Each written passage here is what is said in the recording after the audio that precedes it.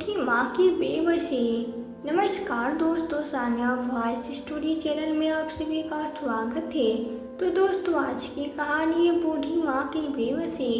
सर्दियों की रात थी, शीतलहर चल रही थी। बेचारी 75 वर्षीय बूढ़ी अम्मा उस कड़ाके की ठंड से बचने के लिए अपनी साड़ी के पल्लू से अपने आप को ढकने की नाकाम कोशिश कर रही थी। लेकिन प्रकृति की मार तो सभी के लिए एक समान होती है। वो बड़ा बूढ़ा या जवान नहीं देखती, इसलिए राधा जी की बूढ़ी हड्डियां उस कड़ाके की ठंड को बर्दाश्त नहीं कर पा रही थी और वो ठंड के कारण थर-थर काँप रही थी। मुकुल अपने पान की दुकान बंद करके घर जाने के लिए जैसे ही बाहर निकले, उसकी नज़र राधा जी पे पड़ी तो ठंड से ठिठुर रही थी और उसके दांत से किटकिटाने की हल्की हल्की आवाज़ उसके कानों में सुनाई दे रही थी। उन्होंने उसके पास जाकर देखा तो वो चौंके रह गए। उन्होंने शुरू में तो उन्हें नहीं पहचाना, लेकिन जैसे ही राधा जी से बातचीत की, धीरे धीरे बातचीत के माध्यम से उन्हें पता चला कि वो कोई और नहीं बल्कि अपने कॉलेज की सबसे खूबसूरत और टॉप में रह चुकी राधा है, जिन पे हजारों लड़के अपनी जान छिड़कते थे, लेकिन राधा जी उन्हें घास भी नहीं डालती थी। एक दौर मुकुल जी और राधा जी का भी था, लेकिन राधा जी ने अपनी पढ़ाई को सर्वोपरि रखा और सबको पीछे छोड़कर अपने माँ बाप की इज्जत को बनाए रखा। वो सारी यादें एक सेकंड के अंदर मुकुल जी की आंखों के सामने घूम गए। फिर उन्होंने राधा जी से कहा, राधा जी, आप यहाँ इतनी रात गए, वो भी इतनी ठंड में बिना स्वेटर शॉल के क्या कर रही हैं? किसका इंतजार कर रही हैं? क्या आप रास्ता भटक गई हैं या फिर किसी के साथ आई है? राधा जी अपनी साड़ी का पल्लू समेटते हुए सिकुड़ते जा रही थी। गंभीर मुद्रा में डरी सहमी भी चाहकर भी कुछ नहीं बोल पा रही थी। केवल उसके आंसू आंखों से झरझर बह जा रहे थे। वह कुछ बोलने को हुई तो उनके होठ कांपने लगे। मुकुल जी समझ गए कि राधा जी बहुत सदमे में हैं, इसलिए उन्होंने अपना कोट उतारा, उन्हें पहना दिया। राधा जी ने उनका विरोध किया, लेकिन मुकुल जी के द्वारा मनाने के बाद वे मान गए। मुकुल जी ने उनकी हथेलियों को अपने हाथ से खींचकर गर्म करने की कोशिश की। तब थोड़ी देर बाद राधा जी बोले, भाई साहब, आप अब रहने दीजिए, मैं ठीक हूँ। जब आपने ही पराए हो गए तो किससे आस करूँ? मुकुल जी राधा जी की ओर आश्चर्यचकित होकर देखने लगे। उन्होंने उस समय तो कुछ नहीं कहा। उनका हाथ छोड़कर अपनी दुकान के आसपास पड़े पिन्नी और पेपर को उठाकर इकट्ठा करके आग जलाया और राधा जी का हाथ सेकने के लिए कहा। राधा जी ने थोड़ी देर अपने हाथ सेके। तब मुकुल जी ने बड़ी आत्मीयता के साथ राधा जी से पूछा, अच्छा राधा जी, अब बताइए आपके साथ क्या हुआ है और आप यहाँ कैसे आए? तभी राधा जी मुकुल जी की तरफ गुस्से से देखते हुए बोली, क्यों आप मुझे पहचानते नहीं क्या? जितनी फॉर्मेलिटी निभाते हैं, हम क्लासमेट हैं ना, तो या आप और जी क्या है, तुम तराक से बात कर सकते हैं ना? और दोनों अपने सारे गम भुलाकर हंस पड़े। तभी मुकुल जी बोले, अच्छा बाबा तू बता यहाँ कैसे आए? तभी राधा जी बोली, अरे मुझे शौक था यहाँ ठंड में ठिठुर कर। फिर दोनों हा करके हंस पड़े। इस प्रकार दोनों ने इधर उधर की बातें की। तब तक आग भी बुझने लगी। तब तक रात के 10 बज चुके थे। उधर मुकुल जी के बेटे उनके घर न पहुँचने से परेशान होकर उन्हें ढूंढते निकल पड़े। उन्होंने जब देखा कि वो दोनों बूढ़े बूढ़िया तो आपस में बातें करके ठहाके लगाकर हंस रहे थे, तो मुकुल जी का बेटा राहुल, जो कि कुछ देर पहले अपने पिता के लिए परेशान था, उसका गुस्सा 7वें आसमान पर चढ़ गया। उसने अपनी कार वहीं कुछ दूरी पर रोकी और अपने पापा को बुलाया और गुस्से से लाल पीला होता हुआ उस पर चिल्लाने लगा, क्यों पापा, आपको शर्म नहीं आती? इतनी रात गए, इतनी ठंड में खुले आसमान के नीचे ऐसे बूढ़ों बूढ़िया रंगरलियाँ मना रहे हो और हम लोग उधर परेशान हो रहे हैं। मुकुल जी अपने बेटे से शांत रहने के लिए निवेदन करते रह गए, लेकिन वो और भी जोर से चिल्ला चिल्लाकर अपने पिता को गालियाँ देने लगा और घर चलने के लिए कहने लगा। लेकिन मुकुल जी राधा जी से यह भी नहीं पूछ पाए थे कि वो वहाँ कैसे आ रहे थे और किसका इंतज़ार कर रहे थे। लेकिन उसका बेटा राहुल उसकी एक बात भी नहीं सुना और उन्हें अपनी गाड़ी में बैठाकर अपने घर ले गया। राधा जी वहीं बैठे आंसू बहाते रही। राहुल अपने पिता को घर ले जाकर खूब खरी खोटी सुनाता रहा, लेकिन अपने पिता की एक बात नहीं सुनी। मुकुल जी उस रात गुस्से में खाना भी नहीं खाया और अपने कमरे में जाकर दरवाज़ा बंद कर लिया। पलंग पे लेट तो गए, लेकिन उस रात नींद उनकी आंखों से कोसों दूर थी। उन्हें केवल राधा जी की ही बेबस की नज़र आ रही थी। इसलिए उन्होंने घर के सभी लोगों को सोने दिया और चुपचाप उठकर फिर से राधा जी के पास चले गए। राधा जी अपने आसपास गिरे गुटखा, बिस्किट या पिन्नी कागज के टुकड़ों को उठा उठा कर उस आग में डालती जाती और अपने आप को गर्म करने की कोशिश कर रही थी। जब उन्होंने मुकुल जी को फिर से अपने पास आता देखा तो उनकी जान में जान आई। उन्हें देखकर उनके सब करवाहट टूट पड़ा और वो बिलख बिलख के रो पड़ी। जब मुकुल जी ने उसके रोने का कारण पूछा तो उन्होंने बताया कि उनका बेटा मुंबई शहर में कलेक्टर है और अपने पसंद की लड़की से शादी कर लिया। वो मेरी बहुत इज्जत करता है, लेकिन बहू मुझे फूटी आँख नहीं सुहाती। वो मुझे हमेशा पुराने ज़माने की बुढ़िया कहकर ताने मारती रहती है। वो बेटी के सामने तो मुझसे बहुत अच्छा व्यवहार करती है, लेकिन बेटे के घर से निकलते ही मुझसे इतना बुरा व्यवहार करती है कि मुझे सहन नहीं होता और धमकी देती है कि अगर मैंने बेटे से शिकायत करी तो वो मुझे खाना नहीं देगी और बेटे से कुछ निकाल देगी। इसलिए डर के कारण मैं अपने बेटे से कुछ नहीं कहती थी, लेकिन मेरे बेटे को किसी काम से 8 दिनों के लिए दिल्ली जाना पड़ा तो बहू ने मुझसे कहा, मम्मी जी आपके बेटे घर पे नहीं है तो क्यों ना हम सब भी वृंदावन घूमने आए। आपकी भी तो बहुत इच्छा थी ना कि वृंदावन घूमने की। मेरी मम्मी भी जा रही है, इसलिए आप भी तैयार हो जाइए, हम सब लोग एक साथ चलेंगे। मुझे ऐसा लगा कि बहू अब सुधर गई हो। मैं भी बहुत खुशी तैयार हो गई। बहू की मम्मी भी हमारे साथ आए थे। हम सभी लोग कार में बैठकर बहुत सारे तीर्थ स्थान पे घूमे। बहू तो मेरे साथ में थी, लेकिन 3 दिनों का सफ़र जाने के कारण मुझे थकान हो गई थी। तो बहू बोली, मम्मी जी आप यहीं बैठिए, हम पास के मंदिर से प्रसाद लेकर आते हैं। काका बहू और उसकी माँ चली गई। उसके बाद वे दोनों वहाँ से कहाँ गए पता ही नहीं चला। मैं उन्हें ढूंढते ढूंढते कहाँ से कहाँ आ गई, मुझे समझ ही नहीं आ रहा। मेरा सारा सामान, स्वेटर, शॉल, बैग्स सब कार में ही रखा हुआ था। पैसे का पर्स तो बहू ही संभाल रही थी, इसलिए मेरे पास पैसे भी नहीं है। इतना कहकर राधा जी अपना चेहरा अपने दोनों हथेलियों में छुपाकर घुटनों में रखकर रोने लगी। मुकुल जी ने उन्हें दिलासा दिया कि अब सब ठीक हो जाएगा। तभी राधा जी बोली, नहीं मुकुल, आपको यहाँ नहीं आना चाहिए था। आपकी बीवी को अच्छा नहीं लगेगा। आपका बेटा कितना कुछ सुना कर गया है, फिर भी आप यहाँ आ गए। तभी मुकुल जी मायूस होकर बोले, काश राधा मेरी पत्नी सुनीता आज इस दुनिया में रहती तो किसी की हिम्मत नहीं होती मुझे यह सब कहने की। क्या यह मैंने कह दिया? मुकुल मुझे माफ़ कर देना। राधा जी ने माफ़ी मांगते हुए कहा, यह कैसे हो गया? तब मुकुल जी ने बताया, एक रात सुनीता जी को हार्ट अटैक आया और अस्पताल ले जाने से पहले वे इस दुनिया को छोड़कर चल बसी। तब से मैं अकेला हो गया हूँ। बेटा तो सरकारी नौकरी करता है, बहू भी इंटरनेशनल कंपनी में काम करती है, लेकिन अपनेपन को दूर करने के लिए मैंने यह पान की दुकान खोल रखी है ताकि मैं किसी के ऊपर बोझ न बनूं। लेकिन कहते हैं नहीं, जिसका जोड़ा नहीं होता उसे कोई कभी न कभी कोई न कोई ठोकर मार ही देता है। बस वही सब होता है मेरे साथ भी। बहू या बेटा कभी भी किसी भी बात पे मुझे कुछ भी सुना देते हैं और मुझे सुनना पड़ जाता है। जैसे आज मेरे बेटे ने ये सुना दिया।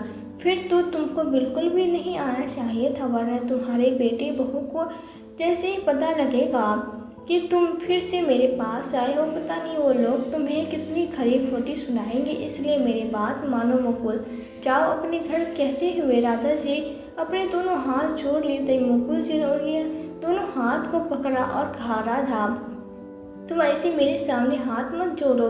मेरी बेटी वो अगर मुझे अपने घर से निकाल भी देंगे तो मैं उसके लिए भी तैयार हूँ। कहते हुए मुकुल जी ने राधा जी को हिम्मत दिया।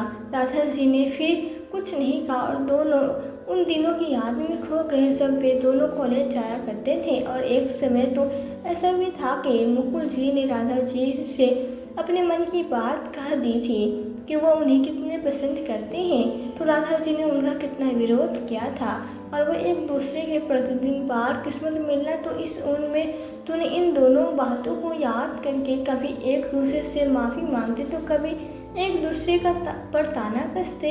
इस प्रकार धीरे धीरे रात के काले अंधेरिया छड़ने लगे और सुबह की रोशनी प्रवेश करने लगी। लेकिन राधा जी और मुकुल जी के जीवन में उस दिन की सुबह दुख रूपी अंधियारी से घटा लेकर उनकी सुबह को कष्ट में भर देने वाले थे।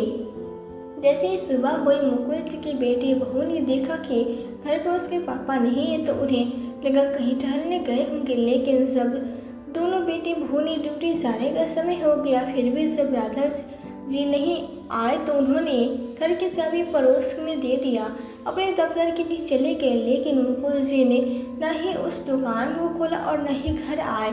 जब बहू घर पे आई तो देखा पापा जी तो घर पे नहीं आए हैं।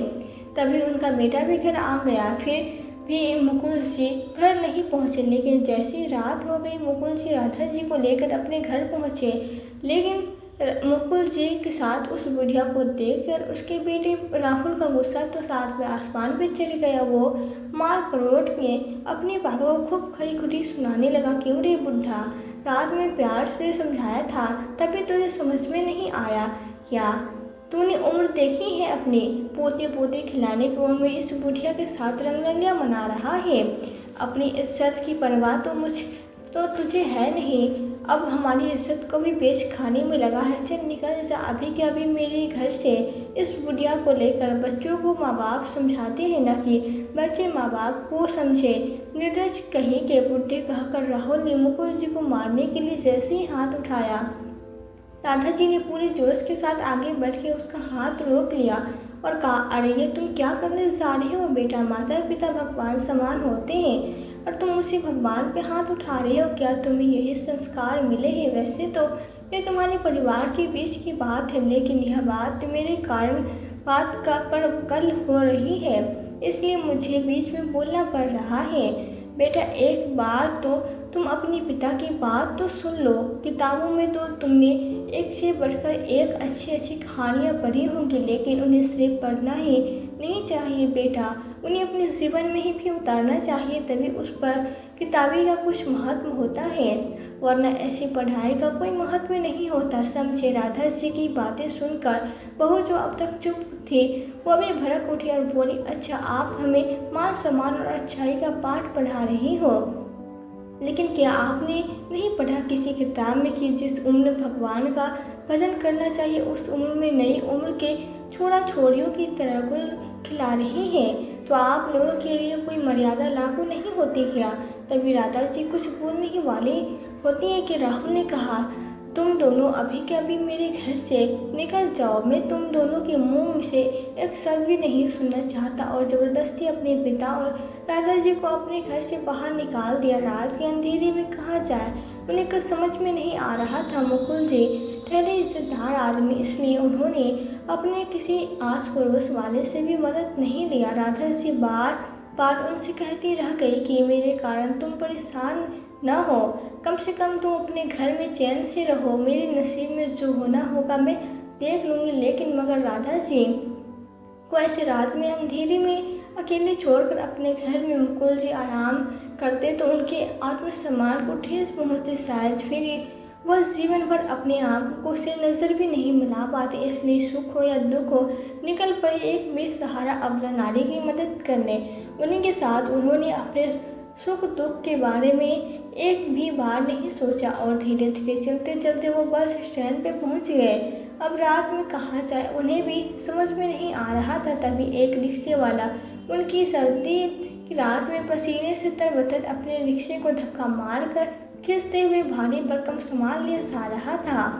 उसने मुकुल जी को देखा और रोता हुआ उसके पैर छुए और उन्हें बताया कि उनकी पत्नी की तबीयत बहुत ही सीरियस है, कंपनी का मालिक पहले सामान पहुंचाने कह रहा है, तभी पैसे देगा और अगर पैसे नहीं मिले तो उसकी पत्नी की जान भी जा सकती है। तब मुकुल जी को उस पर दया आ गई। उन्होंने उसके रिक्शे को पीछे से धक्का दिया। राधा जी भी उनके साथ चलती रही और वो रिक्शा वाला जल्दी जल्दी रिक्शे को चलाकर फैक्ट्री तक ले गया।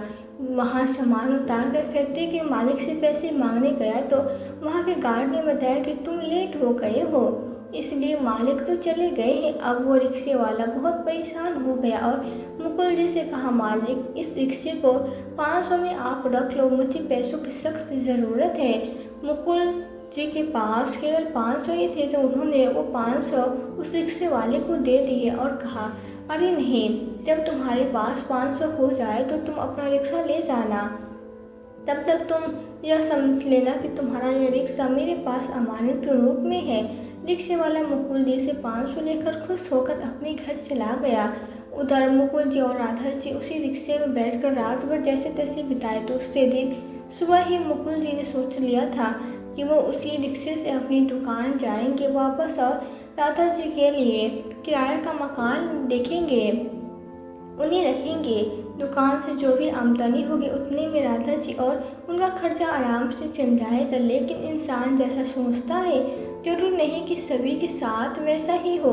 मुकुल जी जैसे अपनी दुकान के पास पहुंचे, दुकान पहले से ही खुला था और उसमें कोई दूसरा आदमी बैठा मिला। मुकुल जी ने उससे पूछा, तुम कौन हो भाई और मेरी दुकान में क्या कर रहे हो? वो आदमी मुस्कुराया, बोला, भाई साहब यह अब मेरी दुकान है, यह देख लीजिए एग्रीमेंट की पेपर, आपकी बेटे ने रातों रात यह दुकान मुझे बेच दी है। मुकुल जी ने जब वह पेपर पढ़ा तो उसकी आंखों के सामने अंधेरा छाने लगा। वो चक्कर खा के गिरने ही वाले थे कि राधा जी ने उसे संभाल लिया, फिर उसी दुकान से पानी लाकर उन्हें पिलाया और थोड़ी देर उन्हें वहीं बैठाया। थोड़ी देर बाद बैठने के बाद मुकुल जी ने राहत की सांस ली। फिर उन्होंने इस बारे में अपने बेटे से बात करने की सोची और राधा जी के साथ फिर से अपने घर गए और कहा, बेटा राहुल, तेरी हिम्मत कैसे हुई मेरी दुकान को रातों रात बेचने की? उस दुकान को तो मैंने अपने पैसों से खरीदा था ना, फिर तुझे किसने हक दिया उसे बेचने का? तभी राहुल खिसियाना आवाज़ में बोला, ओ बुढ़े, अब मुझे यह मत समझाओ कि मुझे क्या करना चाहिए और क्या नहीं। मुझे जो अच्छा लगा मैंने वही किया। अब आपको आपके सवाल का जवाब शायद मिल गया होगा, तो कृपया करके यहाँ से इस निर्लज बुढ़िया को लेकर चले जाइए। मुकुल जी ने कहा, ठीक है बेटा, तेरी यही इच्छा है ना तो यही सही, लेकिन इतने कड़ाके की ठंड है बेटा, मेरे कपड़े और शॉल तो लेने दो, फिर मैं यहाँ से हमेशा के लिए चला जाऊँगा। क्यों चाहिए आपको कपड़े और शॉल? आपको तो बहुत शौक है ना बाहर ठंडी में घूमने का। अभी तो लगता है आपकी जवानी वापस लौट आई है। माँ के जाने का गम तो आपको रत्ती भर भी नहीं है, बल्कि आप तो मन ही मन खुश हो रहे होंगे कि अच्छा हुआ कि मेरी माँ मर गई ताकि आपको अय्याशी करने को मिल रहा है। अभी के अभी निकल जाइए मेरे घर से, वरना पता नहीं मैं क्या कर दूंगा, या फिर मेरे मुंह से ऐसा कुछ निकल जाएगा जो शायद आपके और मेरे भी बर्दाश्त के बाहर हो जाए। कहते हुए राहुल ने अपने पिता और राधा जी को फिर से अपने घर से धक्के मारकर बाहर निकाल दिया। मुकुल जी अपने बेटे के साथ सामने हाथ जोड़कर गिड़गिड़ाते रह गए, बेटा इतनी ठंड में हम बिना स्वेटर शॉल के खुले आसमान के नीचे कैसे रहेंगे? बेटा कम से कम हम बूढ़े बुढ़िया को मेरा गर्म कपड़ा तो दे दो। लेकिन राहुल ने उसकी एक न सुनी और उसकी बहू ने गेट में ताला लगा दिया ताकि वह बूढ़े बुढ़िया दोबारा उसके घर वापस ना आ सके। अब निराश, हताश, परेशान मुकुल जी उसी रिक्शे को जिसमें वो दोनों आए थे उसमें राधा जी को बैठाए और धीरे धीरे बस स्टैंड की तरफ चल पड़े। कहते हैं न, जब एक रास्ता बंद हो तो दूसरा रास्ता खुल ही जाता है। बस यही हुआ मुकुल जी के साथ भी। उसकी दुकान गई तो गई, लेकिन उसकी आय का साधन अब वो रिक्शा हो गया था, जिसे चलाकर वो दोनों कम से कम अपना पेट तो भर ही सकते थे। अब मुकुल जी ने सबसे पहले एक छोटा सा कमरा किराए में ले लिया जिसमें राधा जी सुकून से रह तो सकती थी और वो सुबह से शाम तक रिक्शा चलाते रहते और उसे जितनी आमदनी होती उससे कभी दाल तो कभी चावल तो कभी नमक मिर्च और मसाले का सामान खरीद लाते। ऐसे 1 महीना बीत गया। अब समय आया किराया देने का, तो इसके पास इतने पैसे नहीं थे कि उस कमरे का किराया दे सके, इसलिए उस मकान मालिक ने उसे सख्त हिदायत देकर छोड़ दिया कि अगले महीने उसे किराए का पैसा नहीं मिला तो वो उनका सारा सामान जब्त करके उन्हें अपने घर से धक्के मारकर बाहर निकाल देगा। अब मुकुल जी और भी अधिक मेहनत करने लगे ताकि उनका मकान मालिक का किराया दे सके, लेकिन अधिक मेहनत और पौष्टिक भोजन न मिलने के कारण वो बीमार रहने लगे थे। उन सब का जिम्मेदार राधा जी स्वयं को मानकर दुखी होती रहती और एक समय ऐसा आया कि उनके पास किराए के पैसे जमा नहीं हो पाए। मकान मालिक ने उन्हें धक्के मारकर अपने घर से बाहर निकाल दिया। अब तो मुकुल जी और राधा जी दोनों की ही हालत बहुत बुरी थी, लेकिन फिर भी उन्होंने हालात से लड़ना जारी रखा। मुकुल जी अब रिक्शा नहीं चढ़ पाते थे, इसलिए उस रिक्शे को किराए पर चलाने के लिए एक लड़के को दे दिया। उस लड़के ने 2-4 दिनों तक तो रिक्शे का किराया ला कर दिया, फिर कहाँ गायब हुआ पता ही नहीं चला। अब मुकुल जी ने सोचा क्यों ना ऑटो से बनने वाले दुकान में काम किया जाए। उन्होंने एक दुकान में हाथ जोड़कर विनती किया तो वो दुकानदार मान गया, क्योंकि उसके पास के सारे वर्कर्स छुट्टी पे गए हुए थे। इसलिए उसने मुकुल जी को काम पे रख लिया और तो मानो मुकुल जी के हाथ पैरों में मशीन ही लग गया था। मैं बहुत ही फुर्ती के साथ वहाँ पर काम करने लगे थे, क्योंकि वो उस मालिक को नाराज़ करना नहीं चाहते थे। अब मुकुल जी के रहते उस दुकान की तरक्की 3 दूनी 4 चौगुनी होने लगी। वो दुकान का मालिक भी बहुत ही नेक दिल इंसान था, इसलिए उसने राधा जी और मुकुल जी को अपने नौकरों के कमरे में रहने के लिए जगह दे दी। अब तो राधा जी भी उस मालिक के घर के छोटे मोटे काम कर दिया करते थे, जिससे बदले में उनकी मालकिन उन्हें कभी दाल, कभी चावल, कभी अचार पापड़ बड़ी, कभी कुछ ज़रूरी सामान दे दिया करती थी जो उन्हें ज़रूरत होती। वो वही मालिक भी खुश होकर मुकुल जी की तनख्वाह को दुगनी कर दिया। लेकिन उस मालिक के पास एक विडंबना यह थी कि उसका इतना अच्छा परिवार होने के बावजूद उसकी कोई संतान नहीं थी, इसलिए वो कभी कभी मायूस हो जाते। लेकिन राधा जी उनकी मालकिन को समझाती।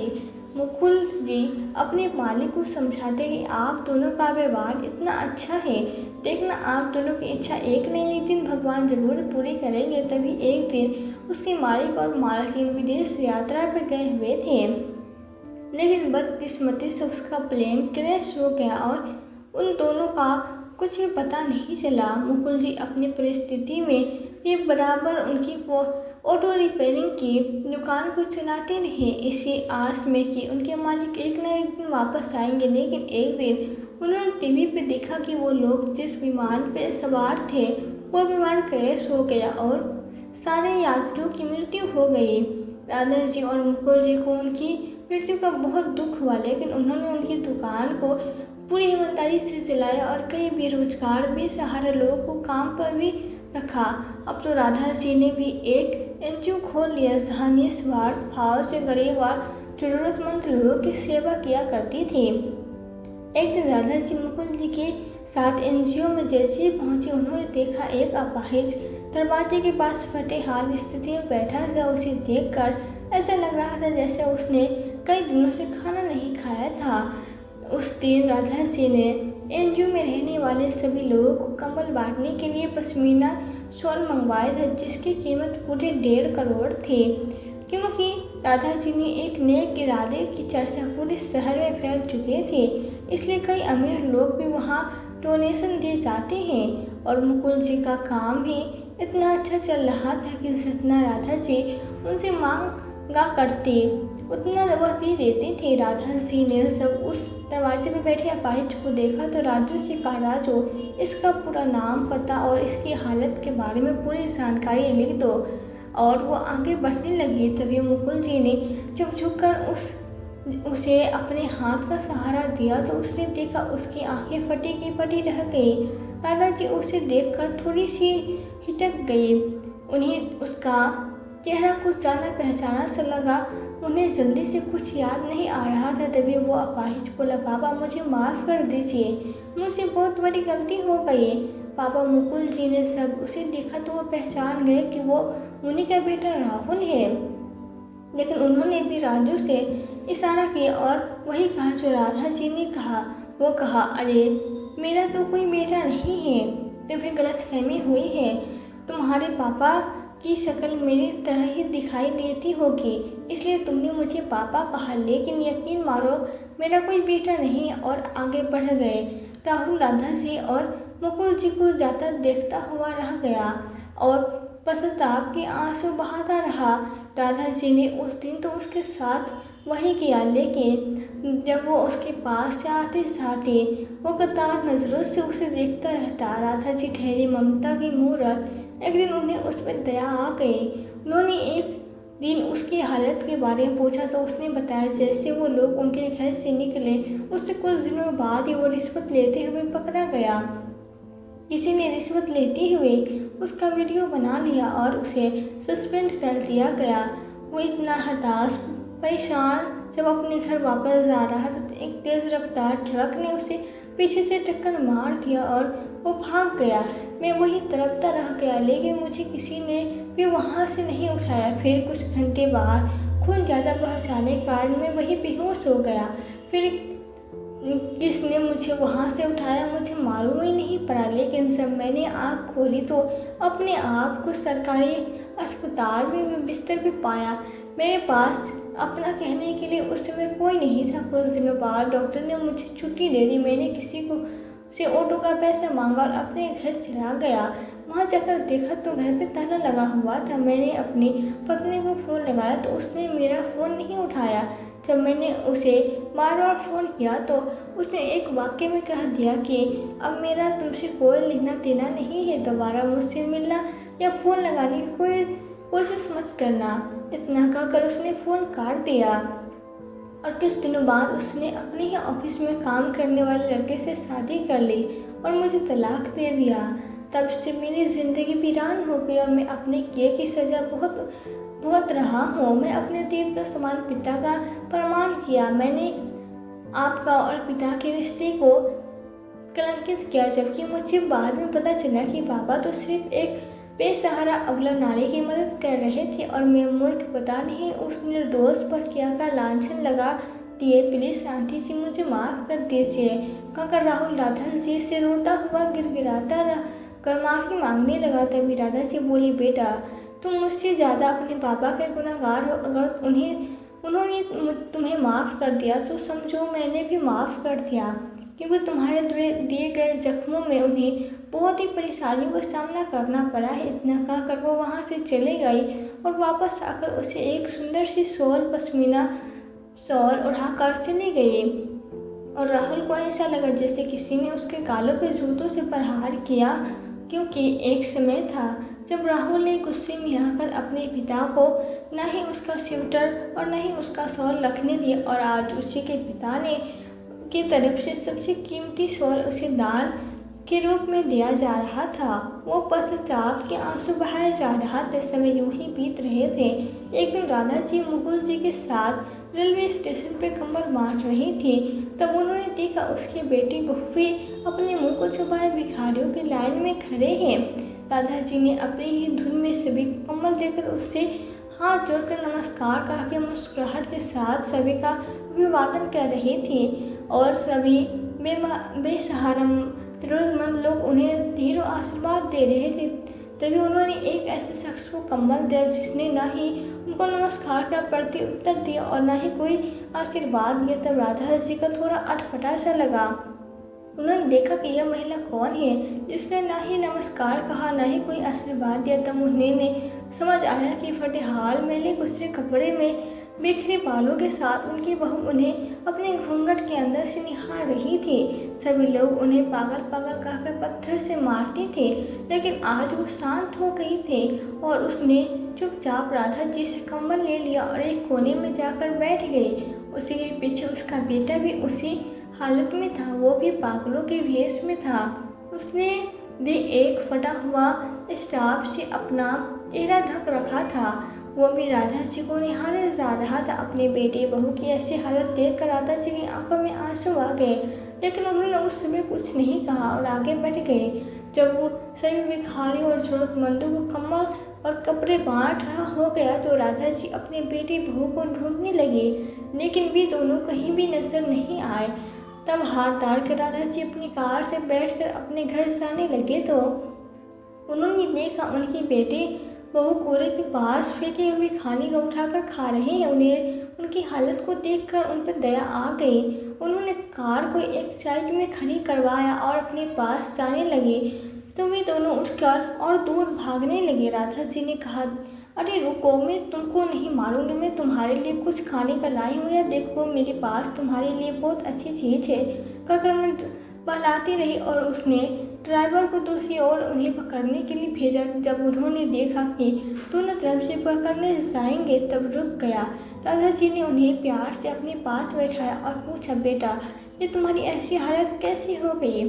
किसने की तुम्हारी ऐसी हालत? तब उनकी बहू डरी सहमी से बोली, हमें मत मारो, हमने कुछ नहीं किया, हमने कुछ नहीं किया। उनका बेटा भी थर-थर काँप रहा था, वो भी हमसे कुछ नहीं किया, बस यही बोले जा रहा था। राधा जी समझ गई उन्हें किसी बात का सदमा लगा है। उन्होंने पागल खाने फ़ोन लगाया और बताया कि 2 पागल खुले घूम रहे हैं। तब पागल खाने से कुछ नर्स और डॉक्टर आकर उन्हें लेकर चले गए। राधा जी ने पागल खाने में जाकर उनके बारे में पता लगाया तो उन्हें पता चला कि उनकी बेटी बहू ने उन पर इल्ज़ाम लगाया कि उनके बच्चे को उनके माता पिता ने जान से मार डाला, क्योंकि ये दोनों पागल हो चुके हैं। राधा जी ने पूरी बात पता की तो उन्हें पता चला कि राधा जी के बेटे वे अपने बेटे बहू की शादी जिस लड़के से की थी, वो लड़की अपने सासुर को बिल्कुल भी पसंद नहीं करती थी और उन्हें रोज़ ही नशे का इंजेक्शन लगाती थी और उन्हें पागल करके पागल खाने में डलवा दी और इल्ज़ाम लगा दिया कि उसके बच्चे को उन्होंने जान से मार दिया है।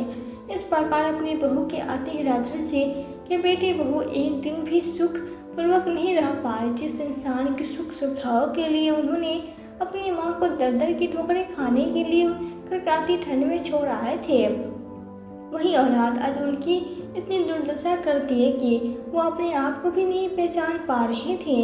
राधा जी अपने बेटे बहू की ऐसी दयनीय स्थिति को देखकर बहुत दुखी हुई, लेकिन मुकुल जी ने उन्हें समझाया। राधा, कहते हैं ना, इतिहास अपने आप को दोहराता है, बस वही हुआ है तुम्हारे और मेरे बेटे बहू के साथ। इसलिए इतना दुखी होने की ज़रूरत नहीं है, बल्कि भगवान को धन्यवाद दो कि हमें अच्छे कर्म करने की हिम्मत दिया। फिर राधा जी ने अपने मन को मजबूत किया। सच ही तो है, जो जैसा करेगा वैसा ही भरेगा। और जब तक उनकी सांसें चलती रही, दोनों ने समाज सेवा में बढ़ चढ़ कर भाग लिया। उनका नाम देश विदेश में हो गया।